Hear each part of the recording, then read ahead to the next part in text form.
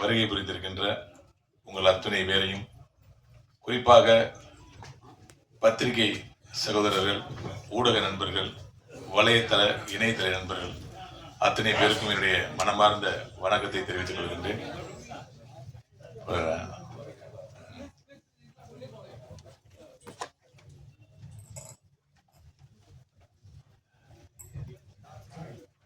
இது என்ன பாலிட்டிஷியன் தெரியல, நீங்க பேசும்போது நிச்சயம் இல்லை. நான் இங்க பல மேடைகள்ல நடிக்காத படங்கள் எல்லாம் இந்த படத்துக்கு எனக்கு சம்பந்தமே இல்லை அப்படின்னு சொல்லிட்டு பேசுவேன். உண்மையிலே அந்த படத்துக்கு எனக்கு சம்பந்தம் இருக்காது. ஒரே விஷயம், நடிகர்கள் யாருமே ஆடியோ ஃபங்க்ஷனுக்கு வரதில்லை. சம்பளம் வாங்குறாங்க, நடிக்கிறாங்க, போயிடுறாங்க. எந்த ஆடியோ ஃபங்க்ஷன் வரமாட்டாங்க, ப்ரொமோஷன் வரமாட்டாங்கன்னு சொல்லும் போது நான் ஒரு ஆள் தான் நடிக்காத படத்துக்கு போயிட்டு இருப்பேன். நடிக்கிற படத்துக்கு கன்ஃபார்மா போயிடுவேன், நடிக்காத படத்துக்கு டைம் இருந்தா கண்டிப்பா போயிடுவேன். அதுவும் இன்னைக்கு நான் பொய்யே சொல்ல முடியாது. ஏன்னா இன்னைக்கு இயேசுவின் உயிர்ப்பு பெருவிழா, ஈஸ்டர் பெருவிழா. இதுல நான் நைட்டு ஃபுல்லா சர்ச்சில் இருந்துட்டு பகல்ல தூங்கலான்னு தான் பிளான் பண்ணேன். எங்க வீட்டு நிறைய பேர் கெஸ்ட் வந்துட்டாங்க. சாயங்காலமா தூங்கலான்னு பார்த்தா இவர் மதியமே போன் பண்ணி பேசினாரு. அவர் பேசுனது எதுவுமே எனக்கு மைண்ட்ல ஏறல. ஒன்னே ஒன்று ஏறிச்சு, அவர் இலங்கை தமிழர் இருக்கிற விஷயம். நம்ம தமிழர்களுக்கே நம்ம நிறைய ஹெல்ப் பண்ணுவோம், இலங்கை தமிழர்களுக்கு நம்ம என்ன ஹெல்ப் பண்ண முடியும் சொல்லுங்க? அட்லீஸ்ட் இந்த மாதிரியாவது ஹெல்ப் பண்ணுவோம் அப்படிங்கிறதுனால தான் இந்த விழாவுக்கு நான் வந்தேன். வேட்டைக்காரன் ஒரு படம் பார்த்துருப்பீங்க எல்லாருமே. பழைய வேட்டைக்காரன்ல விஜய் சார் நடிச்ச வேட்டைக்காரன்ல வில்லன் நடிகர் சொல்வார், சலீம் கௌஸ் அவர்கள், வேட்டையில எனக்கு சிங்கத்தை பிடிக்கும், துரத்திக்கிட்டே போவோம், உயிருக்கு பயந்துட்டு மான் ஓடிக்கிட்டே இருக்கும், அந்த மானையும் பிடிக்கும். ஆனா இது மானை எப்படா அடிக்கும், அது சாப்பிட்ட எச்சத்தை எப்படா சாப்பிடணும், கழுது புலி வெயிட் பண்ண தெரியுமா? அது கழுது புலி மட்டும் எனக்கு பிடிக்கவே பிடிக்காது. மொத்தத்துல ஆட்டத்துல உள்ளவங்க தான் எனக்கு பிடிக்கும், ஓரத்துல வேடிக்கை படம் பிடிக்காது அப்படிம்பாரு. அந்த மாதிரி நீங்க சின்ன ஆட்டம் ஆடுறீங்களோ பெரிய ஆட்டம் ஆடுறீங்களோ, ஒரு சின்ன கூட்டத்துக்கே மாநாடுன்னு பேர் வச்சு ஏதோ செய்யணும்னு நினைக்கிறீங்க பாத்தீங்களா, நீங்க ஆட்டத்துக்கு வந்துட்டீங்க. உண்மையிலேயே உங்களுக்கு நான் பாராட்டுறேன். தக்ஷன் சார் உண்மையில அவர் பேசும்போது தன்னம்பிக்கைக்கு மிகப்பெரிய புத்தகமே போடலாங்கிற அளவுக்கு ஒரு சின்ன உதாரணத்தை, மாங்காய் ஊர் உதாரணம் சொல்லும் போது எனக்கு உண்மையிலே உங்க மேல பெரிய ஒரு அட்டாச்மெண்ட் வந்துச்சு சார். அதே மாதிரி அபூர்வ சோழல் படம் பாத்தீங்கன்னா, அதுல குள்ள பூ கமல் சார் வில்லன் கேட்பார்ல, துளியோண்டு இருக்கிற உன்னா என்னடா பண்ண முடியும், என்ன மிரட்டுற அப்படிம்பாரு. அதுக்கு குள்ள கமல் சார் சொல்லுவாரு, திருக்குறள் கூட தம்மா துண்டு, அதுக்குள்ள எவ்வளவு விஷயம் இருக்கு அப்படிம்பாரு. அது மாதிரி தம்மா துண்டை தான் ஆரம்பிக்குது இந்த விட்ஃபா. ஆனால் இதுக்குள்ள எவ்வளவு பெரிய விஷயம் இருக்குன்னு அவருடைய பேச்சுல, அவருடைய நம்பிக்கையில எனக்கு தெரிஞ்சது. அவர் ஒரு உணர்ச்சி வசப்படுற ஆளா இருக்கலாம். யாருக்கு உண்மையிலேயே உணர்ச்சி வசப்படுற கேரக்டர் இருக்குன்னா உண்மையா இருக்கிறவங்களுக்கு தான் வரும்.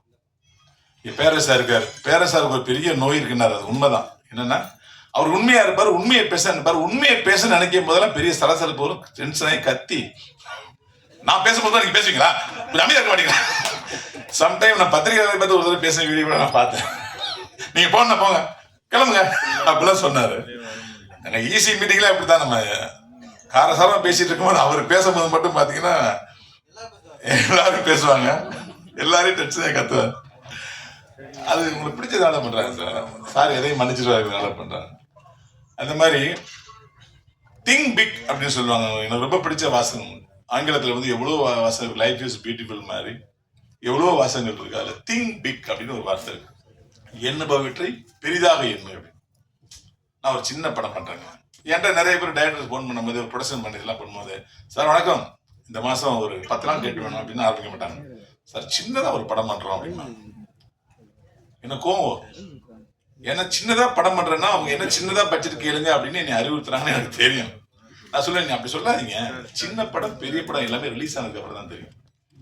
கொஞ்ச நேரத்துக்கு சொன்னார்ல, எத்தனையோ பெரிய படங்கள் மத்தியில் சின்ன படங்கள் நிறைய படம் வந்திருக்கு. குறிப்பா நான் பாத்தீங்கன்னா பெரிய படங்களே நீங்க பார்க்க முடியாது. நம்ம பத்திரிகை நண்பர்களா இருக்கீங்க, சின்ன படங்கள் தான் இருப்பேன்.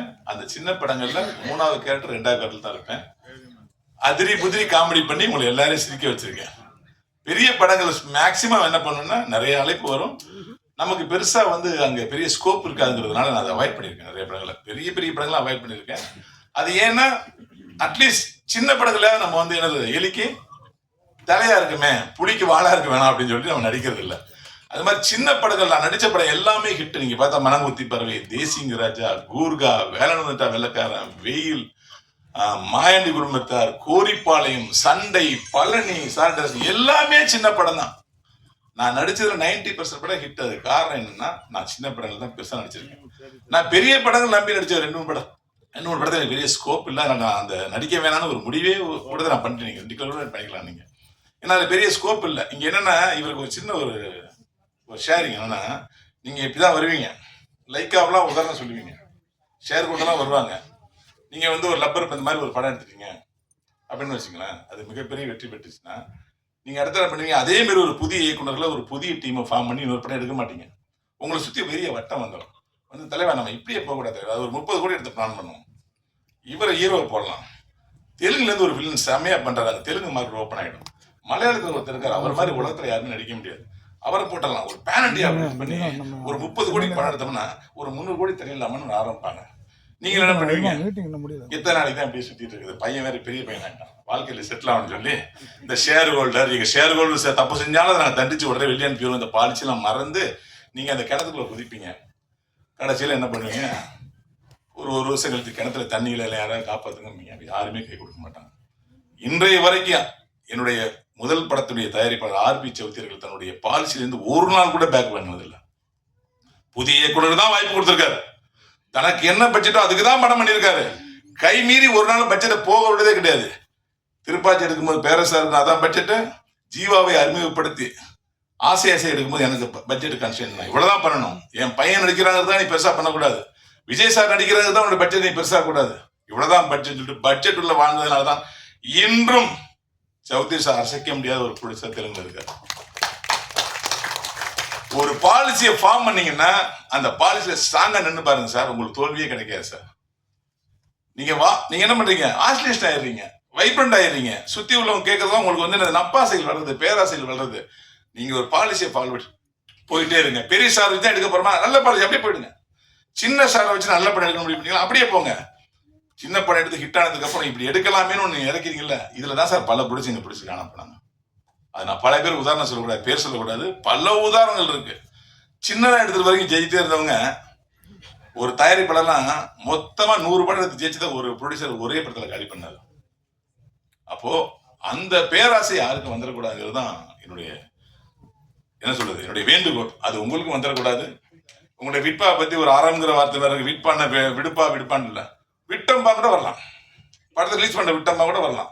ஆனா அந்த சென்டிமெண்ட் எல்லாம் வந்து எனக்கு தெரியல, பேருக்காக படம் விடுமா, சென்டிமெண்ட்டுக்காக படம் விடுமா அப்படி இல்ல. ஒன்னே ஒண்ணு விடுது சார், மக்களுக்கு பிடிச்ச படம் விடும். அது காமெடி படமா இருக்கலாம், த்ரில்லர் படமா இருக்கலாம், ஃபேமிலி சென்டிமெண்ட் படமா இருக்கலாம், ஆக்ஷன் படமா இருக்கலாம், என்டர்டைன்மெண்ட் படம் எது வேணா இருக்கலாம் சார். அந்த 2 மணி நேரம் மக்களுக்கு பிடிக்கணும், இவ்வளவுதான் சார் சூத்திரம்.